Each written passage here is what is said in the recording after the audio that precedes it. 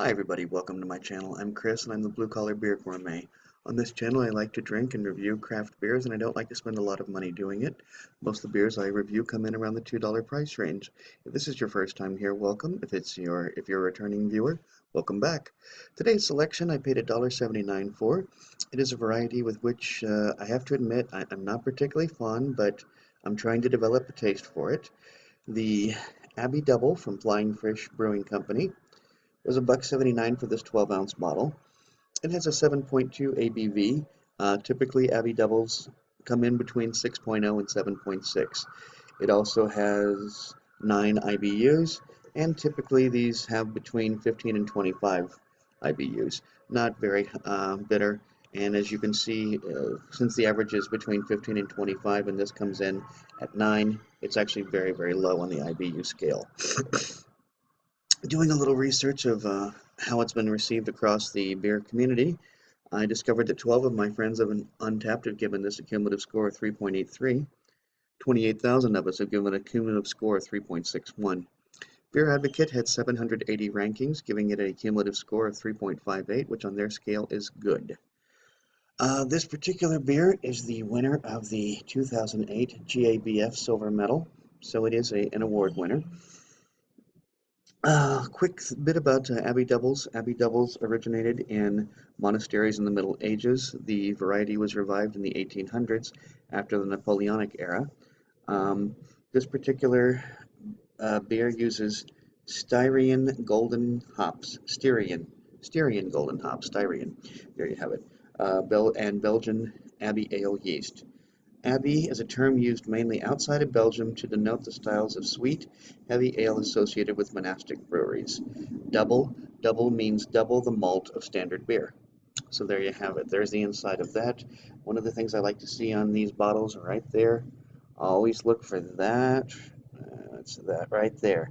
Independent craft brewers, you know you're drinking real craft beer then when you see that label. So there you have it.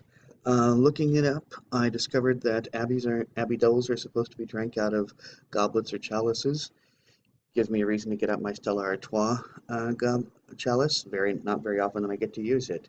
So let's crack this bad boy open and see what we got going. Oh, also, just a quick note: this is 3 months prior to its best buy date, so it should prove to be a nice, refreshing beer.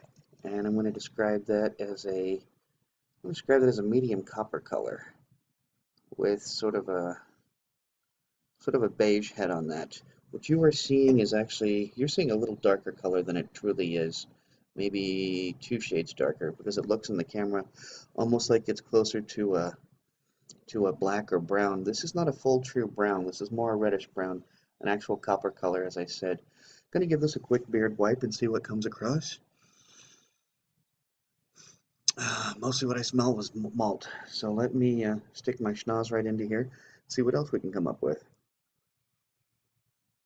And again, lots of malt, very sweet malt, but super malty nonetheless. I'm a little surprised at how resilient this head is proving to be. It actually is quite resilient. Now, looking up the categories, the characteristics of these are supposed to come through with honey and oftentimes dark fruits.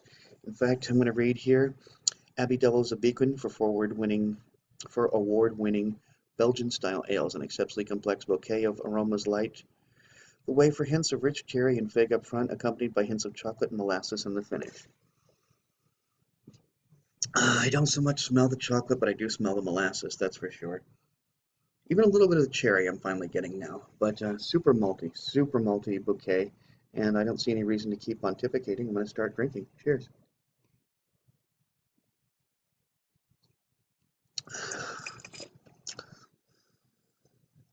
Well, it's not bad.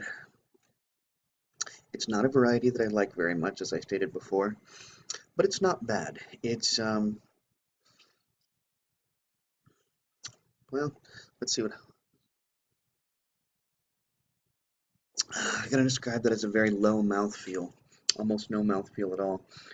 Just the tiniest bit of alcohol burn on the back, but almost none. Okay, now you can see that the head is very very much leaving. So it proved not to be quite as resilient as I originally thought. Um, what does this taste like? Well,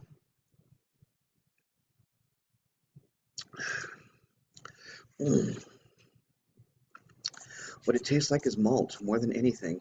All those flavors that are supposed to come through, let's see, aromas lights the way for hints of, okay, so yeah, I guess that's the description of the aroma.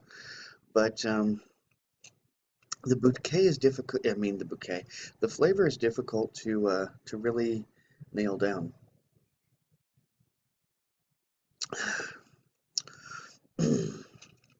It's sort of syrupy. I mean, I'll give it that. It's kind of thick feeling, but it almost tastes like marzipan. I'm getting almost an almond flavor from it.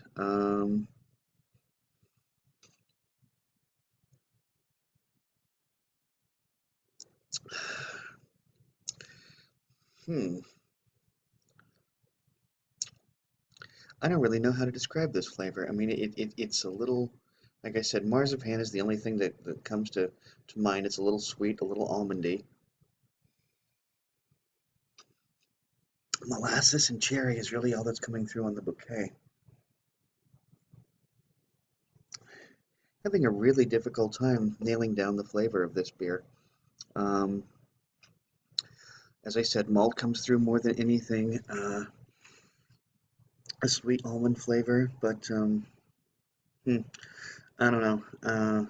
I'm not crazy about it, and I went into this with what I thought was a rather open mind. I'm still not impressed. Frankly, I think 2.75 is all I'm going to be giving this beer. And I have to admit, Flying Fish Brewery, they are out of New Jersey.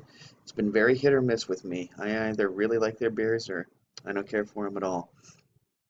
But for $1.79, if you're I don't know that Abbey Dubbel fans are going to like this beer either because it's not very true to form, or at least it doesn't seem that way to me. So I'm not really sure who to recommend this beer to. And at a 2.75, you can see I'm not really recommending it to hardly anybody. But I don't know. It's not bad, but it's certainly, I can understand why it didn't get any better than good on Beer Advocate. Well, gang, if you like this video, please be sure to like, subscribe, and comment. And until next time, drink good beer and don't break the bank doing it. Cheers.